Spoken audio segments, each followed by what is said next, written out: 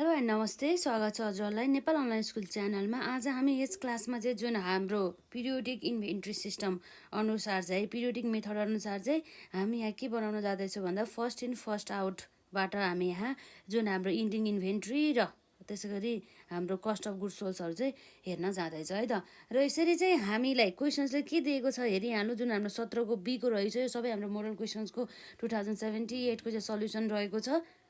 जेठ महिनाको भण्डारको कारोबार निम्न अनुसार दिएको छ भने चाहिँ the following are the store transaction for the month of Jyeshtha भनेर है। ज्येष्ठ 1 मा हाम्रो सुरु मौजात ओपनिङ स्टक हाम्रो कति छ त, यसरी 200 युनिट्सको दरले 3 रुपियाँको 200 युनिट्स 3 रुपियाँको दरले भयो। र ज्येष्ठ 5 मा हाम्रो खरिद पर्चेज यति भयो। र उसले फेरि ज्येष्ठ 10 मा गएर फेरि खरिद गरेछ 300 युनिट। रेटहरू फरक रहेको छ, फरक टाइममा। र जेठ महिनाको कुल बिक्री total sales during the month of the Jyeshtha भनेको हाम्रो जम्मा कति रहेछ, 750 युनिट्स रहेछ भनेदेखि हामीलाई पत्ता लगाउनुहोस् भने चाहिँ क्यालकुलेट आवधिक मौजात पद्धति अन्तर्गत हामीले के गर्नु पर्यो, फिफो विधिबाट चाहिँ हाम्रो अन्तिम मौजात चाहिँ लागत र अन्तिम मौजातको लागत भने मतलब हाम्रो cost of the ending inventory र हाम्रो वस्तुको बिक्रीको लागत भनेको cost of the good sold चाहिँ निकाल्नु पर्ने भयो। अब हामी यसमा निकालि नै हाल्छौँ भने चाहिँ हाम्रो कति भयो त, क्वेसन नम्बर है। क्वेसन नम्बर कति छ हाम्रो यसमा, क्वेसन नम्बर 17 को बी, 17 को बी को सल्युसन्स। यस अन्तर्गत अब हाम्रो सुरुमा हाम्रो निकाल्नु पर्ने भनेको यसमा के छ त, इन्डिङ इन्भेन्ट्री निकाल्नु पहिला है। हाम्रो यो under FIFO method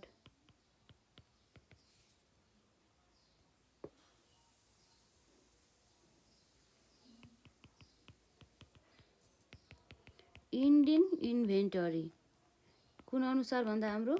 FIFO first in first out method अनुसार, जसमा चाहिँ हामीलाई यसले के भन्दैछ भन्दा चाहिँ हाम्रो चाहिँ ह्यान्डमा चाहिँ कति छ त गुड्स भने मतलब स्टकहरू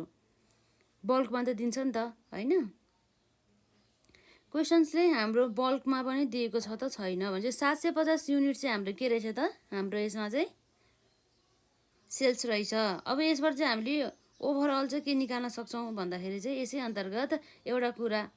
जस्तै युनिट्स अन ह्यान्ड है त, युनिट्स अन ह्यान्ड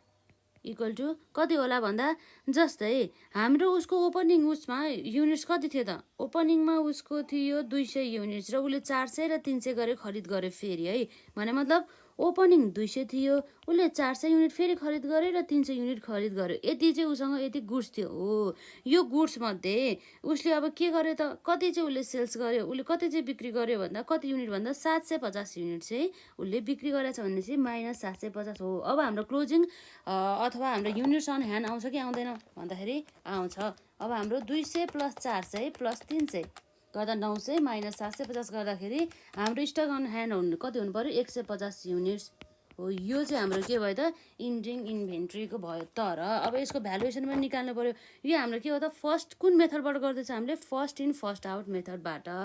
अब सुरुमा हामी एउटा फर्मेट बनाऊ, त्यसपछि हामी हेरिहालौँ है त। पर्चेज कुन पर्चेज डेटको आयो, त्यसपछि कति युनिट्सको होइन। र अब हाम्रो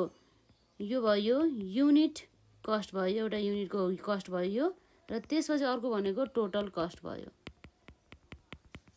यसरी है, यसरी चाहिँ हामीले हेर्न सक्छौँ।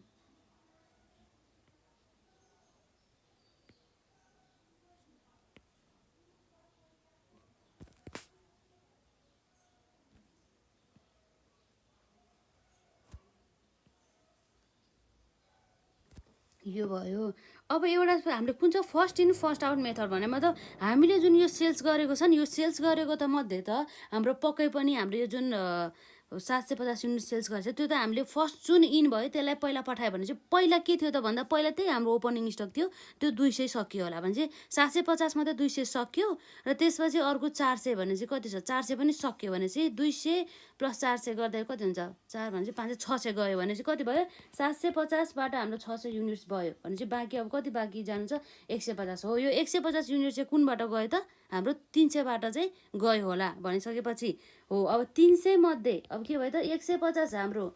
सेल्समा गयो र बाँकी 150 के होला त हाम्रो पक्कै पनि यही इन्भेन्ट्री रहेछ भनेपछि यो कुन डेटको रहेछ भन्दा हाम्रो लास्ट डेटको चाहिँ इन्भेन्ट्री चाहिँ हाम्रो बाँकी रहेछ किन लास्ट डेटको इन्भेन्ट्री चाहिँ बाँकी भयो भन्दा हाम्रो फर्स्टमा जे आएको थियो त्यो त हामीले के गर्छ त्यसलाई आउट गरेर पठाइसकेका छौँ र यसमा हाम्रो अब रेट हेर्नु पर्यो रेट हाम्रो लास्टमा खरिद गरेको भनेको कहिले हो त ज्येष्ठ 10मा भनेपछि उसको रेट कति रहेछ 2 रुपियाँ रहेछ भनेपछि अब हाम्रो यसै अन्तर्गत कति आउने भयो त ज्येष्ठ 10को मात्रै आउने भयो ज्येष्ठ 10को चाहिँ हाम्रो युनिट कति हुन्छ त 150 युनिट बाँकी छ 2 रुपियाँको दरले भनेपछि हाम्रो ₹300 चाहिँ हाम्रो के भयो त इन्भेन्ट्री चाहिँ यसरी बाँकी भयो सजिलो छ यो पिरियोडिक सिस्टम अनुसार पनि पर्पेचुअल भन्दा पनि है यो भयो हाम्रो इन्डिङ इन्भेन्टरी र त्यसपछि अर्को हामीले के निकाल भने त्यसले कस्ट अफ गुड्स सोल्स निकाल भनेको छ है cost of goods sold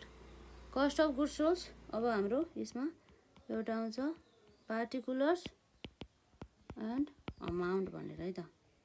particulars अनि अमाउन्ट जुन चाहिँ हाम्रो रुपिसमा हुने भए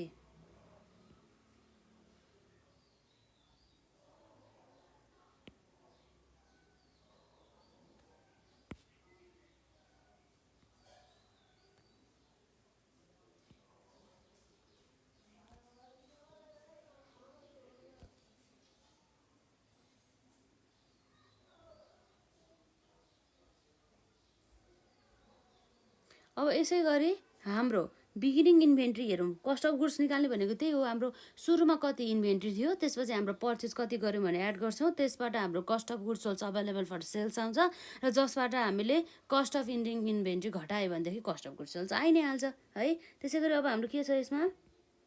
बिगिनिङ है त बिगिनिङ इन्भेन्टरी जब हाम्रो बिगिनिङ इन्भेन्ट्री भने चाहिँ सुरुमा हाम्रो मौजत कति थियो त जम्मा हेरिहालौँ यसमा 200 युनिट्स थियो 3 रुपियाँको दरले है भनेपछि हाम्रो बिगिनिङ कति भयो त 200 युनिट्स थियो कतिको दरले 2 रुपियाँको दरले भनेपछि 2 दुना 4 भनेपछि 400 भयो अब यसमा हाम्रो कति पर्चेज गरेको छ भनेर एड गर्नु पर्यो पर्चेज हाम्रो के हो त फर द इयर भन्ने कुरा भयो यसमा उनीहरूले पर्चेज गरेको भनेको कति हो त्यो 300 र 400 नै थियो भने मतलब 300 सरी हाम्रो यसमा 400 है त 400 र 300 भयो 400 चाहिँ 2.5 को दरले र 300 चाहिँ 2 को दरले भनिसकेपछि हाम्रो जसमा चाहिँ अब कति आउँछ त भनेर चाहिँ अब हामीले यहाँ हेर्न सक्छौँ हाम्रो कति भयो त 400 चाहिँ 2.5 को दरले र 300 चाहिँ 2 को दरले भनिसकेपछि हाम्रो पर्चेज भनेको दुईटा कुरा आउनुभयो एउटा 400 multiply by 2.5 plus 300 multiply by 2 गऱ्यो भनेदेखि हाम्रो आयो कि आएन भन्दा आयो 400 multiply by 2.5 M plus 300 multiply by 2 M plus गरेर एमआरसी गर्दा हाम्रो कति आयो 1600 आयो है जम्मा भनेपछि यो भयो हाम्रो total cost of goods available चाहिँ अभाइलेबल फर सेल्स अब यसमध्ये सेल्स गरेको चाहिँ गुड्सको कस्ट है त 1600 प्लस 400 गर्दा हामीलाई थाहा छ हाम्रो कति आउँछ 2000 आउँछ भनेर र त्यसपछि अब यसमा हामीले लेस के घटायो भन्दाखेरि चाहिँ कस्ट है कस्ट अफ हाम्रो के भयो त लेस कस्ट अफ इन्डिङ है त cost of ending inventory cost of ending inventory चाहिँ हाम्रो कति रहेको छ भन्दाखेरि जस्तै हाम्रो अघि 150 युनिट्स मात्रै बाँकी थियो हैन त हो यो 150 युनिट्समा हाम्रो कति थियो त कस्ट भन्दा ठ्याक्कै इन्डिङ इन्भेन्ट्रीमा 300 बराबरको है 300 यो आयो हाम्रो यसमा 300 यसरी यो कुरा चाहिँ हामीले बुझ्न सक्छौं यो भयो हाम्रो कस्ट अफ इन्डिङ इन्भेन्ट्री